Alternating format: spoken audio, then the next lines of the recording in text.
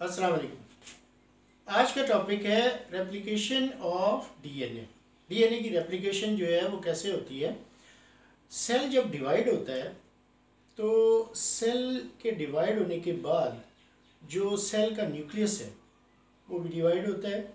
और माइटोसिस में क्या होता है कि जब क्रोमोसोम्स जो हैं, अगर किसी सेल के अंदर मिसाल के तौर पर जो है वो, अगर हम यहाँ पर देखें तो एक सेल जो है उसके न्यूक्लियस में अगर 3 क्रोमोसोम्स हैं तो 3 क्रोमोसोम्स जो हैं वो डॉटर जो सेल हैं उनमें भी ये तीनों क्रोमोसोम्स जो हैं वो आएंगे।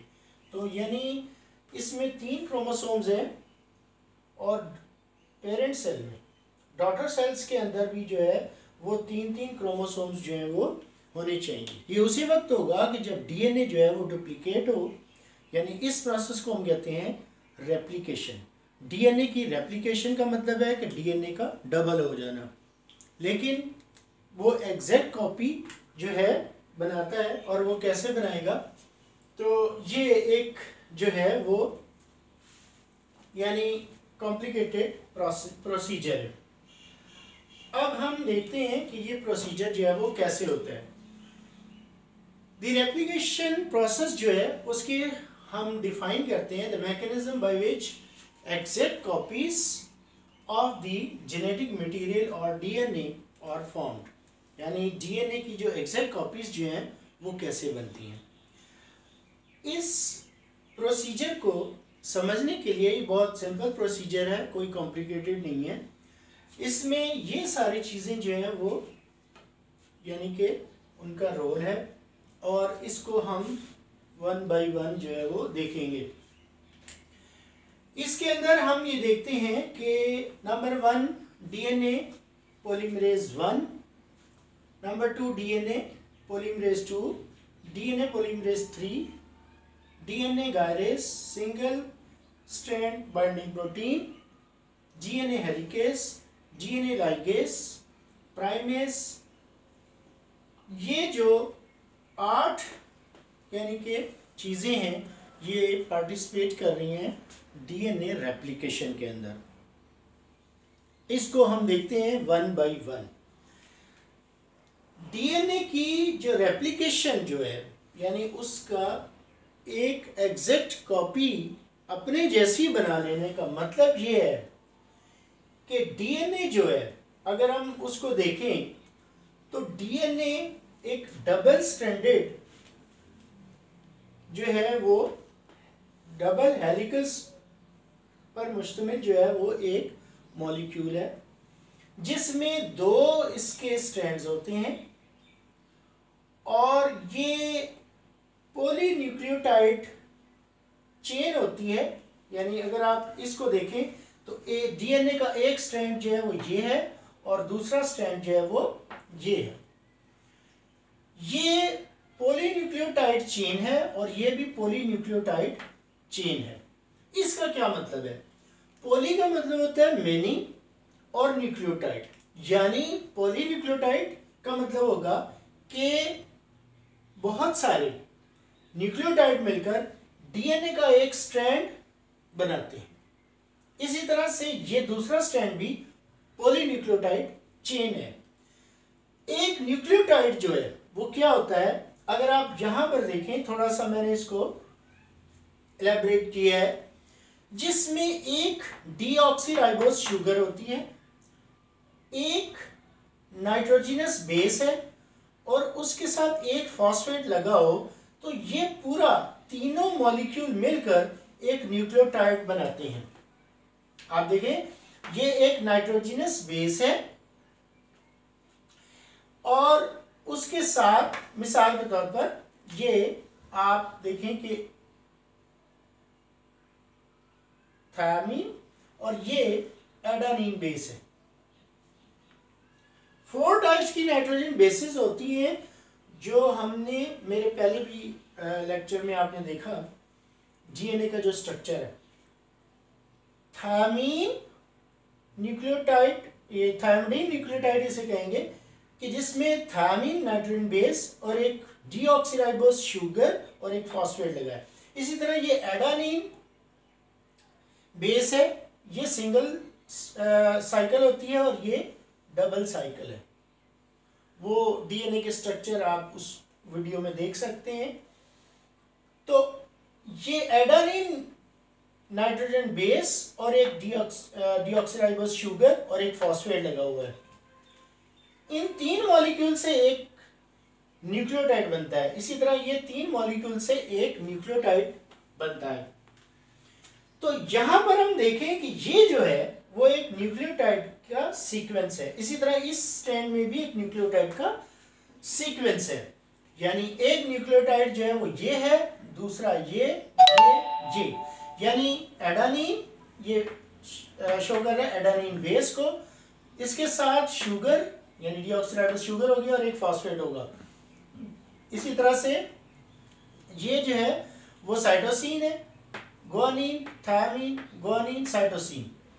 तो यानी पॉलीन्यूक्लियोटाइड चेन ये और पॉलीन्यूक्लियोटाइड चेन ये तो डीएनए का स्ट्रक्चर है। इस स्ट्रक्चर के अंदर अगर हम देखें तो इसमें और इसमें यानी ये एक जो है पूरा जो है वो स्ट्रैंड नीचे तक जाएगा और ये भी पूरा नीचे तक स्ट्रैंड जाएगा जैसे ये है। इसमें अगर आप देखें तो फर्क जो है वो ये है कि इसमें जो एक बेस है वो सिंगल साइकिल है यानी थायमीन है, इसमें ये डबल साइकिल है एडेनिन है। लेकिन इन दोनों का जो मैच है यानी सिंगल और डबल साइकिल मैच होता है डीएनए के दोनों स्ट्रैंड्स के अंदर, तो उसमें आप देखें कि ये डॉटेड लाइन से क्या शो हो रहा है। ये डॉटेड लाइन जो है वो हाइड्रोजन बॉन्ड को शो कर रहे हैं। ये हाइड्रोजन बॉन्डिंग है जो कि एक न्यूक्लियोटाइड और उसके कॉम्प्लीमेंट्री न्यूक्लियोटाइड को आपस में जोड़े हुए है। यानी इन दोनों के दरमियान जो एक सिलसिला है, जो ताल्लुक पाया जाता है, वो हाइड्रोजन बॉन्डिंग का है। तो हमेशा यानी अगर आप देखें तो थायमीन उसके सामने एडेनिन आएगा और 2 लाइनें शो कर रही हैं कि 2 हाइड्रोजन बॉन्ड है।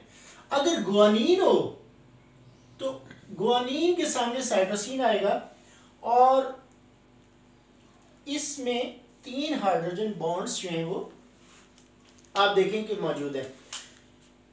ये हाइड्रोजन बॉन्डिंग जो है, अच्छा ये अब आपने देख लिया कि हमेशा अगर एडेनिन है तो थायमीन आएगा, अगर इधर थायमीन है तो एडेनिन आएगा, साइटोसिन है तो उसके सामने गुआनिन, गुआनिन है तो साइटोसिन एंड सो ऑन। ये इसी तरह यानी सिंगल डबल साइकिल मैच होता है डीएनए के स्ट्रक्चर में। और ये पॉलीन्यूक्लियोटाइड चेन है, ये भी और ये भी। अब हाइड्रोजन बॉन्ड्स जो हैं वो कैसे बनते हैं, ये एक बहरहाल केमिस्ट्री की प्रॉब्लम है, लेकिन मैं आपको बता देता हूं कि इसमें जो है वो जो चीज़ इन्वॉल्व होती है वो ये होती है कि हाइड्रोजन बॉन्ड की डेफिनेशन ये है कि the hydrogen bond is formed between the hydrogen atom and the more electrovalent atom like oxygen और नाइट्रोजन। यानी जो ज़्यादा यानी कि जिसकी इलेक्ट्रोनेगेटिविटी ज़्यादा है तो उसमें होता क्या है कि यानी ये जो है वो इलेक्ट्रोनेगेटिव, इसमें यानी इलेक्ट्रोनेगेटिविटी इसकी ज़्यादा है तो ये इलेक्ट्रॉन का जो इसका जो यानी इलेक्ट्रॉन है वो अपनी तरफ कर लेगा, जिसकी वजह से इस पर स्लाइटली पॉजिटिव चार्ज आएगा, इस पर स्लाइटली नेगेटिव चार्ज आएगा और उनके दरमियान जो है वो एक बॉन्ड जो है वो बन जाएगा। तो ये हाइड्रोजन बॉन्डिंग होती है और ये डॉटेड लाइन से शो करते हैं वीक बॉन्डिंग होती है ये। बहरहाल इसके मकसद बनाने का ये है कि यहाँ पर एक एंजाइम है जो इस हाइड्रोजन बॉन्डिंग को ख़त्म करेगा।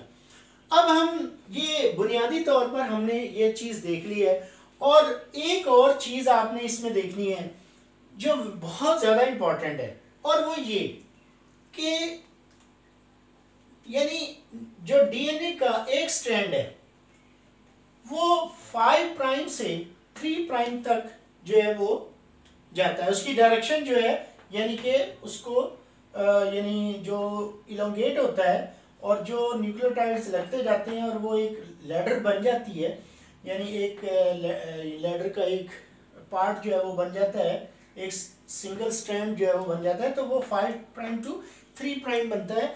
और ये 5 to 3 और 3 to 5, ये मतलब 5 to 3 होगा। इसी तरह ये जो है वो 5 to 3 होगा। अगर इसकी डायरेक्शन जो है वो ऐसे है तो इसकी डायरेक्शन जो है वो हमेशा ऐसे होगी। यहाँ पर ये बनाने का मकसद भी यही था कि आपने इसमें देखना है कि ये 3 और 5 का जो है वो क्या सिलसिला है। वो ये है कि ये जो शुगर है इसकी हम नंबरिंग करते हैं। नंबर 1 कार्बन है, ये नंबर 2, नंबर 3, नंबर 4, नंबर 5।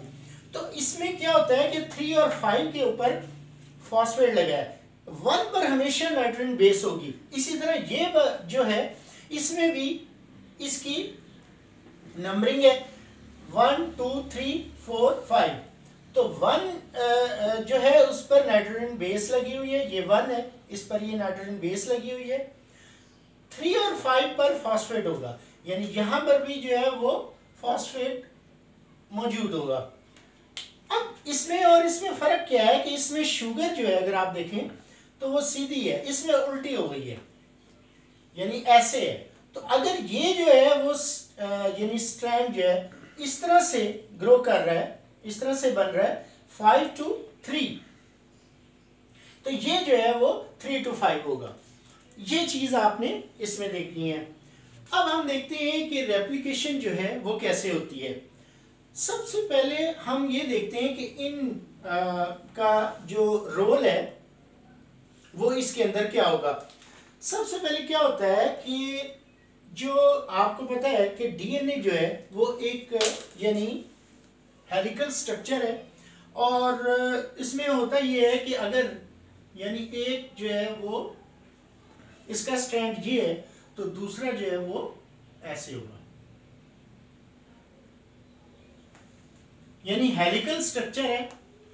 अब होता क्या है कि जो डीएनए की रेप्लिकेशन है वो एक जगह से कहीं किसी एक पॉइंट से शुरू हो सकती है या एक से ज्यादा पॉइंट से भी।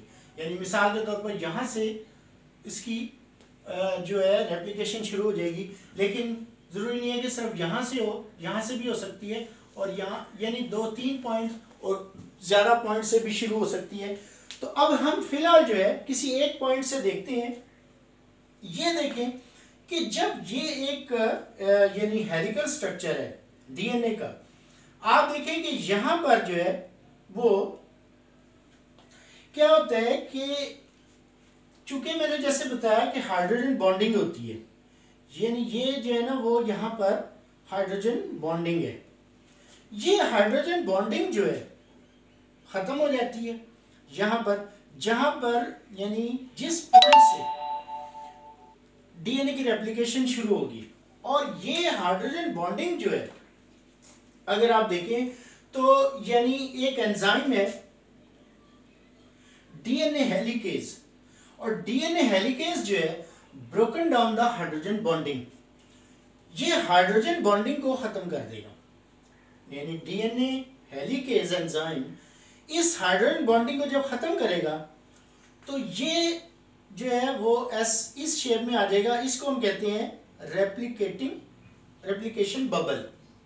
ये एक रेप्लिकेशन बबल जो है वो बन जाएगा, और इसमें एक साइड पर जो है वो रेप्लिकेशन फोर्क, यानी कि फोर्क का मतलब जाहिर है कि जब ये ऐसे है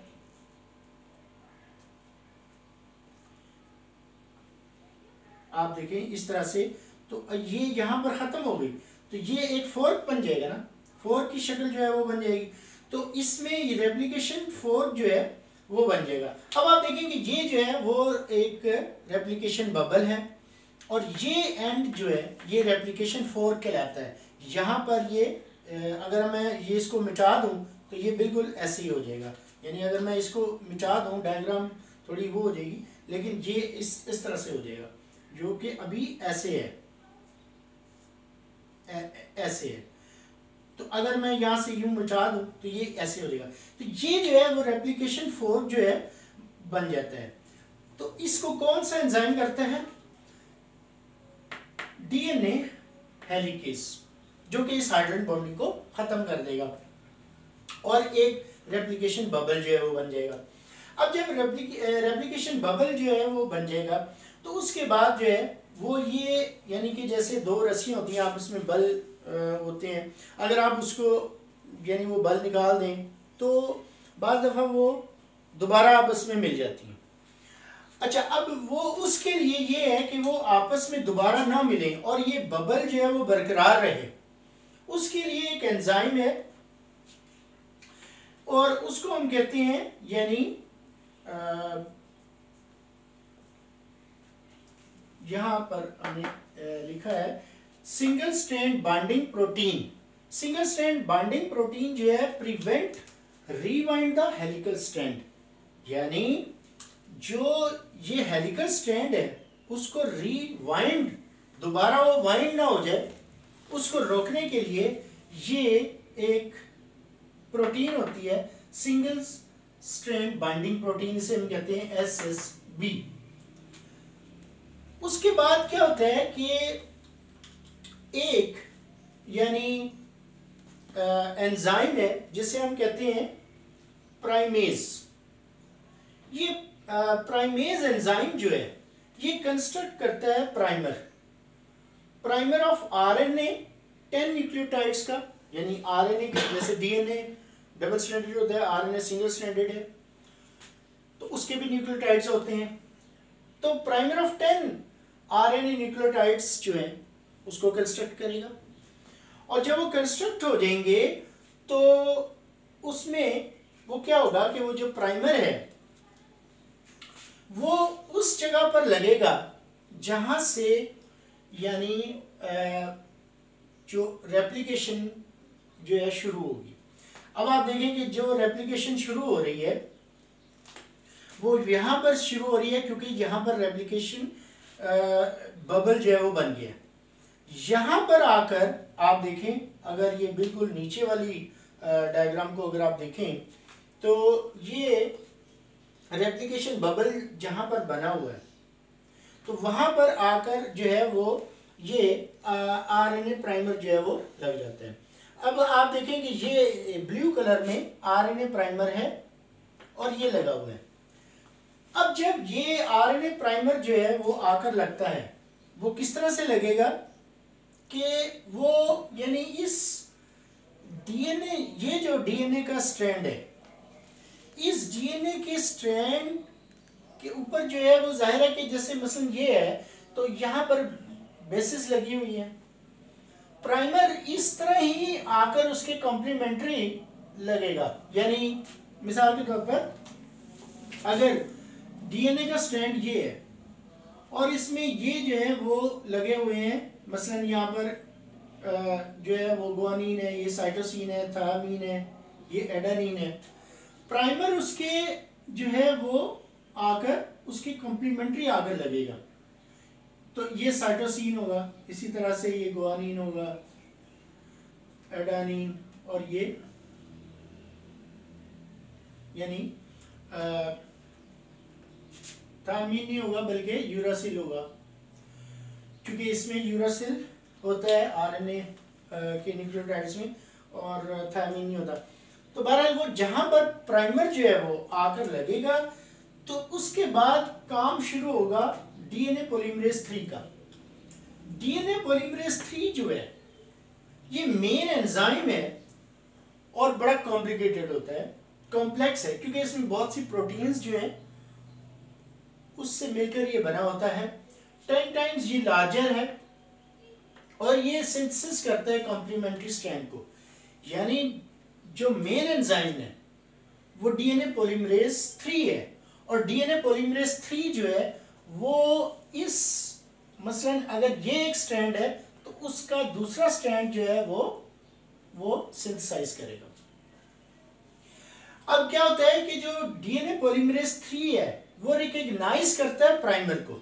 यानी अगर मिसाल के तौर पर आप देखें कि यहां पर प्राइमर लगा है तो ये प्राइमर जब अगर यहां पर लगा है तो यानी DNA पॉलीमरेज आकर वहीं पर बाइंड करेगा और उस इस यानी पेरेंट स्ट्रैंड जो है, इसको हम टेम्पलेट भी कहते हैं। टेम्पलेट का मतलब होता है सांचा।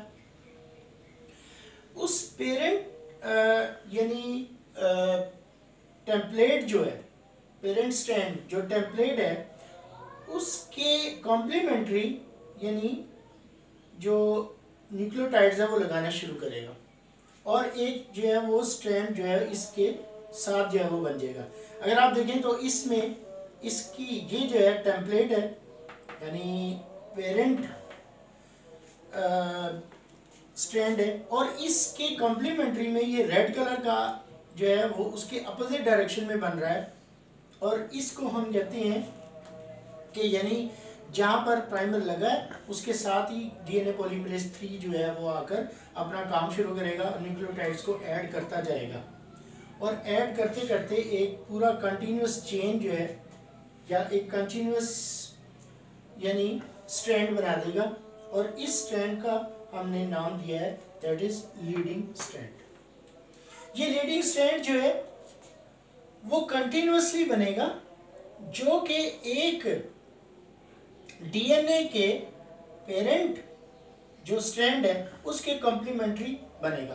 कॉम्प्लीमेंट्री का मतलब होता है यही, यानी अगर इधर जो है एडेनिन है उधर थायमिन होगा, अगर इधर एडेनिन लगा हुआ उसके सामने थायमिन लगेगा, अगर इधर थायमिन है तो इधर एडेनिन लगेगा, इधर गुआनिन है तो इधर साइटोसिन, इधर साइटोसिन है तो इधर गुआनिन लगाएगा।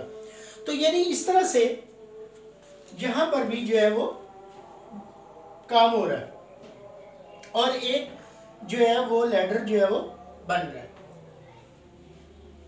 उसके बाद आप देखते हैं कि यानी डीएनए पॉलीमरेज 1 है, और डीएनए पॉलीमरेज 1 क्या करता है कि टर्मिनेशन का काम करता है।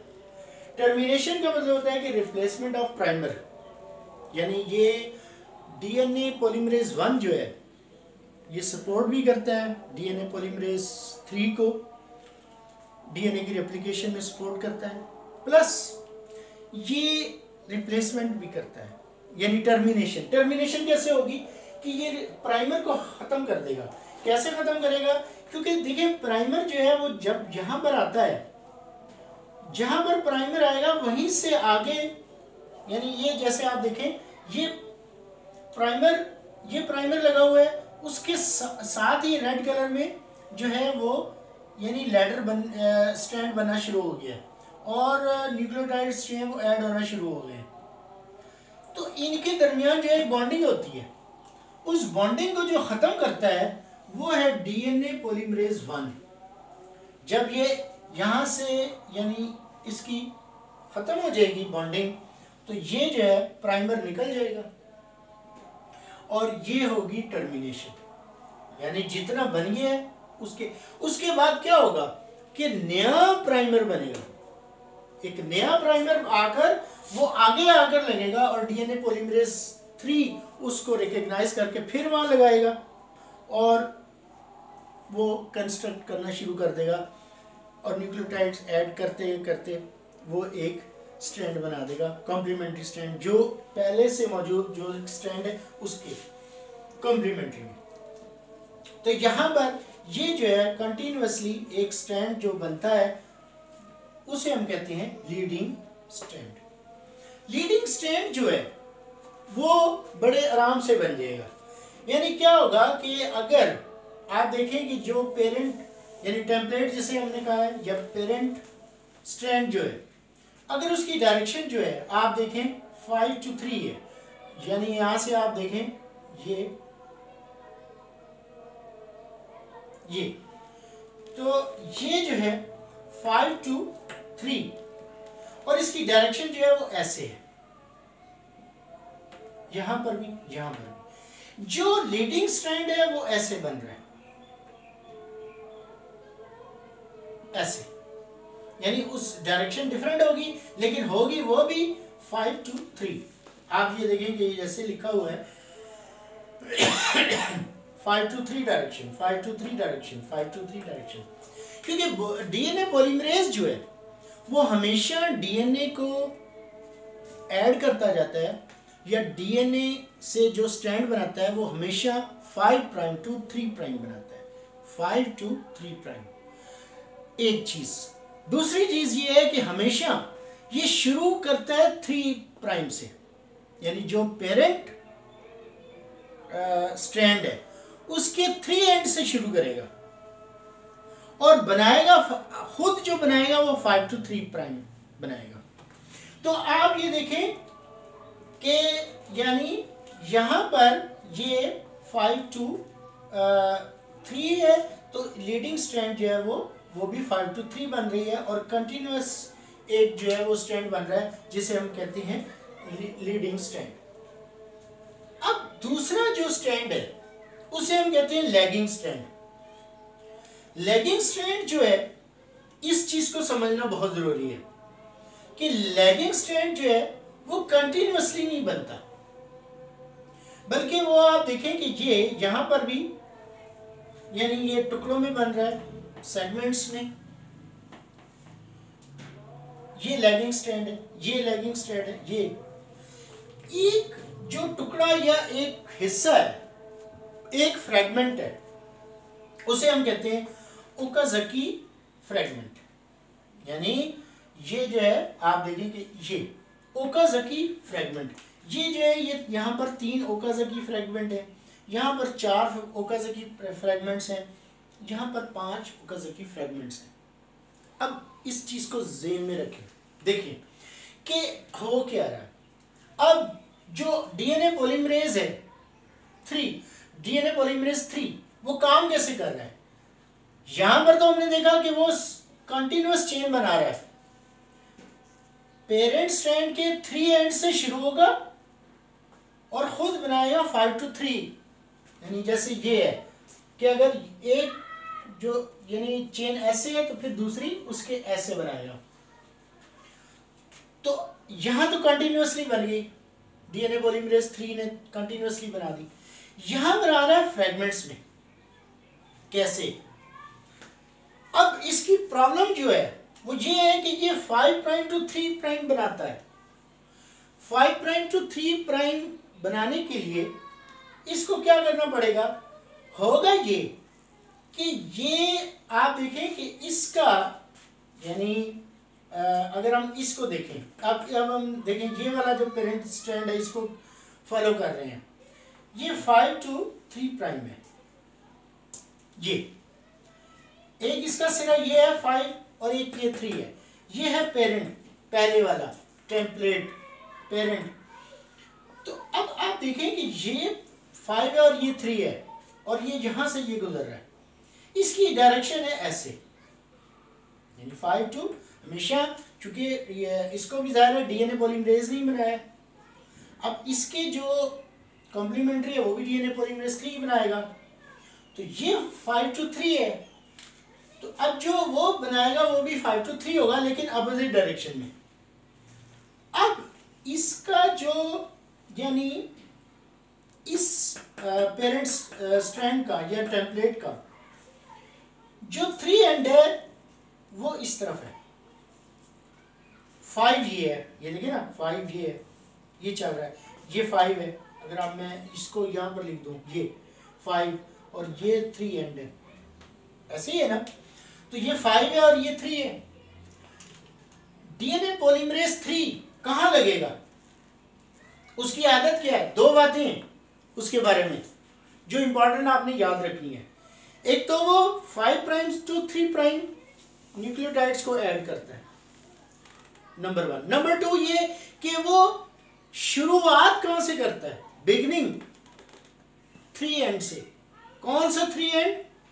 3 प्राइम कौन सा? पेरेंट का, ये पेरेंट है, इसका ये 3 एंड है, वो यहां से शुरू करेगा। इस चीज को समझना बहुत जरूरी है। यहां से वो बनाएगा अपना 5 टू 3, ये मैंने लिखा हुआ है, ये देखें, ये 5 एंड है, ये 3 एंड है, तो ये बन रहा है सेगमेंट्स में, और एक सेगमेंट को कहते हैं ओकाज़की फ्रैगमेंट्स। लेकिन बन कैसे रहे हैं? बन ऐसे रहे हैं कि जो डीएनए पॉलीमरेज 3 है वो आकर लगेगा, यहां से ये 3 एंड है, ये यहां से शुरू करके यहां तक बना देगा, ठीक है। उसके बाद क्या होगा कि ये जो हेलिकल स्ट्रक्चर है ये खुलेगा पीछे की तरफ, यानी यहां से ऐसे पीछे की तरफ खुलेगा, और उसको खोलने का काम जो है वो डीएनए गायरेज का है। DNA gyrase unwound the template, यानी इसके बल खोलना पीछे की तरफ ऐसे, वो किसका काम है? DNA gyrase. और डीएनए गायरेज अनवाउंड करता है। अब आप देखें कि जब यहां से ये एक सेगमेंट बन चुका होगा तो क्या होगा कि डीएनए गायरेज इसको खोल देगा मजीद। आप ये देखें कि यहां पर ये 3 सेगमेंट है, इस डायग्राम में ये 3 सेगमेंट्स ओकाज़की फ्रैगमेंट्स बने हैं, यहाँ 4 बने हैं, यहाँ 5 बने हैं। ये बनाने का कोई मकसद है ताकि समझाया जा सके। वो इस तरह कि यहाँ पर ये 3 बन गए हैं ना, चौथा अब कहाँ बनेगा? वो इधर बनेगा, इस तरफ बनेगा, इस डायरेक्शन में 5 प्राइम टू 3, लेकिन वो डीएनए गायरेज इसको अनवाउंड करता जाएगा। ये अनवाउंड किया, ये बन गई, और अनवाउंड किया तो ये डायग्राम आ गई। ये तो इसमें होगा क्या कि यानी जो एक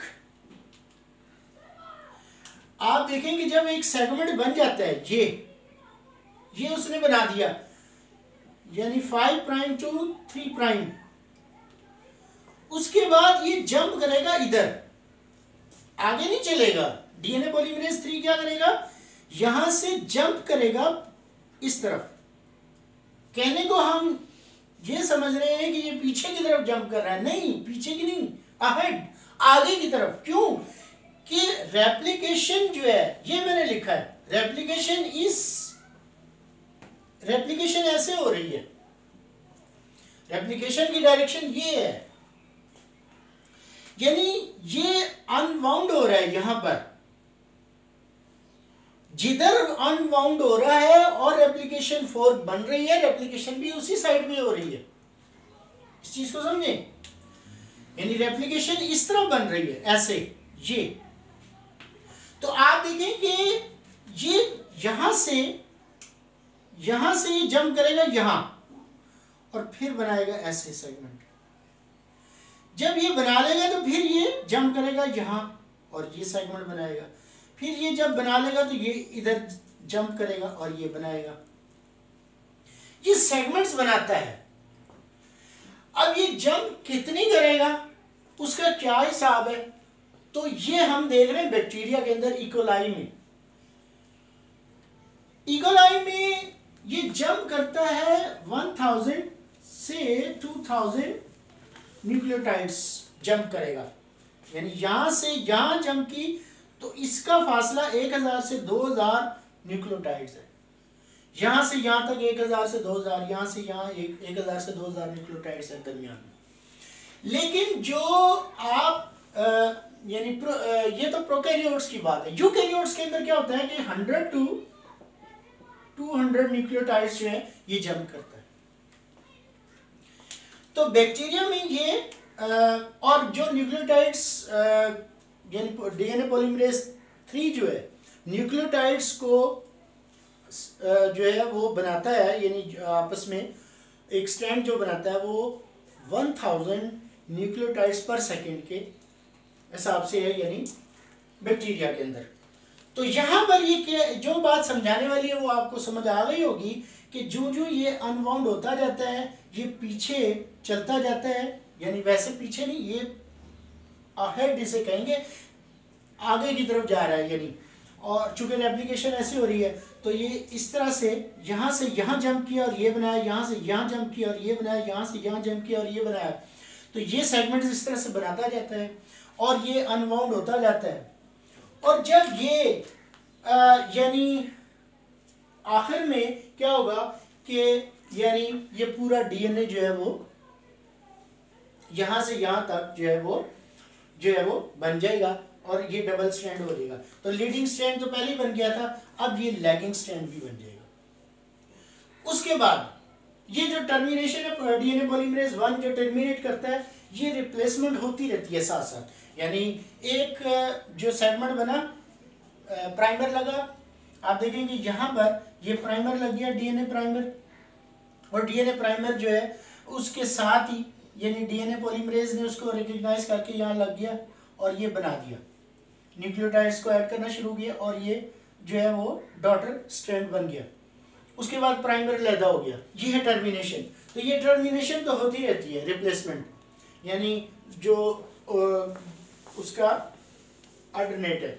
अब उसके बाद ये डीएनए पॉलीमरेज 2 जो है ये रिपेयरिंग का काम करता है, प्रूफ रीडिंग करता है कि जो ये यानी कॉम्प्लीमेंट्री स्ट्रैंड बने हैं ये और ये, इसकी प्रूफ रीडिंग करता है कि भाई कोई गलत न्यूक्लियोटाइड उसकी यानी एक की जगह साइटोसिन के सामने जो है वो ग्वानिन आना चाहिए, कहीं थायमिन या कोई और तो नहीं आ गया, तो वो प्रूफ रीडिंग करता है। तो प्रूफ रीडिंग के साथ साथ रिपेयरिंग भी करता है, अगर वो ख़राब हो जाए या वो हो जाए तो उसको ठीक भी करता है ये। तो उसके बाद जो है वो एक और एंजाइम है that is DNA ligase. DNA ligase क्या करता है? डीएनए लाइगेज जो है वो क्या करेगा, ये इन सेगमेंट्स को आपस में जोड़ेगा। ये जो ओकाज़की फ्रैगमेंट्स हैं इनको आपस में जो है वो ज्वाइन करता है, join one nucleotide to other by phosphodiester bond. यानी होता क्या है कि एक न्यूक्लियोटाइड जो है, जैसे मैंने यहाँ एक न्यूक्लियोटाइड बना दिया, ये पूरा एक न्यूक्लियोटाइड है, इस न्यूक्लियोटाइड के नीचे भी जो एक न्यूक्लियोटाइड आएगा, फिर उसके नीचे, फिर उसके नीचे। तो एक न्यूक्लियोटाइड दूसरे न्यूक्लियोटाइड से जब मिलता है तो वो एक बॉन्ड बनता है जिसे हम कहते हैं फॉस्फोडाइएस्टर बॉन्ड। तो वो फॉस्फोडाइएस्टर बॉन्ड जो है वो कौन बनाता है? DNA helicase, sorry DNA ligase. तो डीएनए लाइगेज जो है वो ज्वाइन करता है एक न्यूक्लियोटाइड को दूसरे न्यूक्लियोटाइड के साथ। तो ये है, इस तरह से जो है वो यानी एक लीडिंग स्ट्रैंड और एक लैगिंग स्ट्रैंड जो है वो बन जाता है। यहाँ पर ये बुक में जो है वो डायग्राम दी हुई है, इसको मैं थोड़ा सा जो है वो एक्सप्लेन करना चाहूँगा। और इसमें आप देखेंगे ये जो है यानी पेरेंटल डीएनए हेलिक्स था, यहाँ से ये अनवाउंड हुआ, ये अनवाउंड हो गया। अब आप देखें कि यहाँ पर ये 2 बन गए, यहाँ पर भी 2 बन रहे हैं। इसमें जो है वो यहाँ पर आप देखें कि ये जो है वो एक प्राइमेज एंजाइम है, प्राइमेज एंजाइम ने जो है वो प्राइमर लगाया। ये जो है वो वही है सिंगल स्ट्रैंड प्रोटीन बाइंडिंग है, जिसकी वजह से ये जो दोनों स्ट्रैंड आपस में दोबारा नहीं मिलते जब तक कि यानी डीएनए की रेप्लिकेशन ना हो जाए। तो जब रेप्लिकेशन हो जाएगी तो ये यहाँ से हट जाएंगे और ये दोबारा जो है ना वो मिल जाते हैं। तो ये जो है इसलिए ताकि ये दोनों जो पेरेंट स्ट्रैंड है आपस में ना मिले। उसके बाद आपने देखा कि ये जो है यानी यहाँ पर ये जो है वो उसका डीएनए पॉलीमरेज 3 का एक सब यूनिट ये है और एक सब यूनिट ये है। यहाँ पर जो है वो लीडिंग स्ट्रैंड बन रहा है, यहाँ पर जो है वो लैगिंग स्ट्रैंड बन रहा है।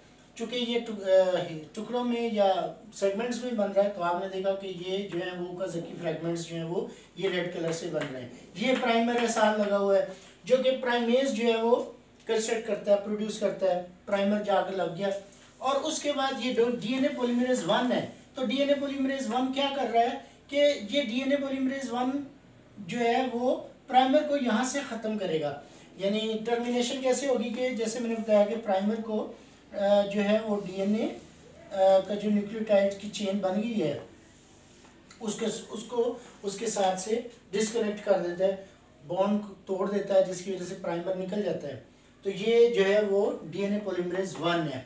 और उसके बाद ये डीएनए लाइगेज जो है, आप देखेंगे डीएनए लाइगेज के बारे में हमने क्या पढ़ा कि ये 2 न्यूक्लियोटाइड्स हैं, एक यानी एक समझ लें कि न्यूक्लियोटाइड की चेन ये है, एक ये है। इन दोनों को मिलाने वाला काम जो है या इन दोनों सेगमेंट्स को ज्वाइन करने वाला काम डीएनए लाइगेज का है। तो आपने देखा कि किस तरह से एक दफ़ा हम इसको थोड़ा सा जो है यानी रिव्यू कर लेते हैं। डीएनए की रेप्लिकेशन जो है वेरी सिंपल। आप देखें कि इसमें जो है वो क्या होता है कि ये 8 चीज़ें जो है पार्टिसिपेट कर रही हैं, जिसमें डीएनए पॉलीमरेज 1 है, 2 है, 3 है।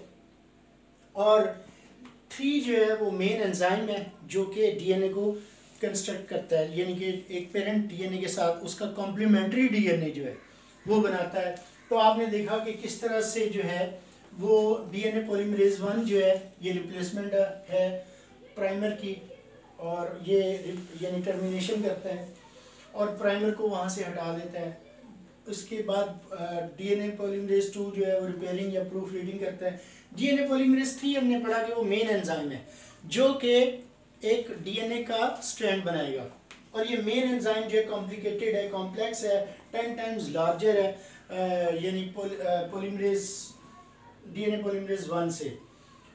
उसके बाद डीएनए गायरेज जो है वो अनबाउंड करता है टेम्पलेट को, यानी अनबाउंड का मतलब है कि जैसे मैंने यहाँ पर बताया कि ये अनबाउंड हो रहा है और ये यानी अनबाउंड होकर एक जो है रेप्लिकेशन बबल बनता है और रेप्लिकेशन फोर्क जो है वो बन जाता है।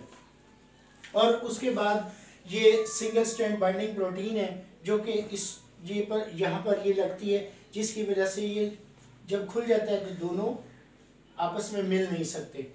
उसके बाद हमने देखा कि डीएनए हेलिकेज जो है ये हाइड्रोजन बॉन्डिंग जो है इसको ख़त्म कर देते हैं। ये हाइड्रोजन बॉन्डिंग जो यानी इसमें आ गई है तो उस हाइड्रोजन बॉन्डिंग को ख़त्म करके ये ताकि एक रेप्लिकेशन बबल जो है वो बन जाए। उसके बाद डीएनए लाइगेज जो है वो यानी इनको आपस में जो स्ट्रैंड बन जाते हैं डीएनए यानी कि जो डॉटर डीएनए स्ट्रैंड बन गया उसमें जो यानी सेगमेंट्स हैं उनको आपस में ज्वाइन कर लेते हैं। और उसके बाद हमने देखा सिंपल कि एक जो है वो लीडिंग स्ट्रैंड बनता है और एक लैगिंग स्ट्रैंड। हमने देखा कि जो लीडिंग स्ट्रैंड है वो कंटिन्यूसली बनेगा 5 प्राइम टू 3 प्राइम, और लेकिन हमने डीएनए पॉलीमरेज 3 जो है उसके बारे में दो चीज़ें हमने जो है वो डिस्कस की हैं, वो याद रखनी है। नंबर 1 कि वो 5 प्राइम टू 3 प्राइम जो है वो अपना काम करता है, और दूसरा जो है वो ये है कि पेरेंट डीएनए के 3 एंड पे जो है वो यानी आकर जो है वो अटैच होता है और वहाँ से फिर वो कंटिन्यूसली चलता है। तो हमने देखा कि लीडिंग स्ट्रैंड कंटिन्यूसली है, लैगिंग स्ट्रैंड जो है वो सेगमेंट्स में है, और जूं ये अनबाउंड होता जाएगा तो ये इधर जाकर और दोबारा ये बनाएगा, और ये भी जो है ना 5 to 3 बनाएगा। तो ये 5 to 3 है लेकिन वो अनबाउंड होता जाता है डीएनए गायरेज, और ये पीछे की तरफ यानी इस तरह से ये चलता जाता है, और डीएनए पॉलीमरेज 3 जो है वो सेगमेंट्स में बनाता है जिसे हम ओकाज़की फ्रैगमेंट्स कहते हैं। और वो ओकाज़की फ्रैगमेंट्स जो हैं वो आपस में जो है वो जुड़ जाते हैं या बॉन्डिंग उनकी हो जाती है, जिसे जो है वो डीएनए लाइगेज जो है वो ज्वाइन करता है। तो थैंक यू वेरी मच। आपने इसको यानी सब्सक्राइब करें और लाइक भी कीजिएगा। Thank you very much.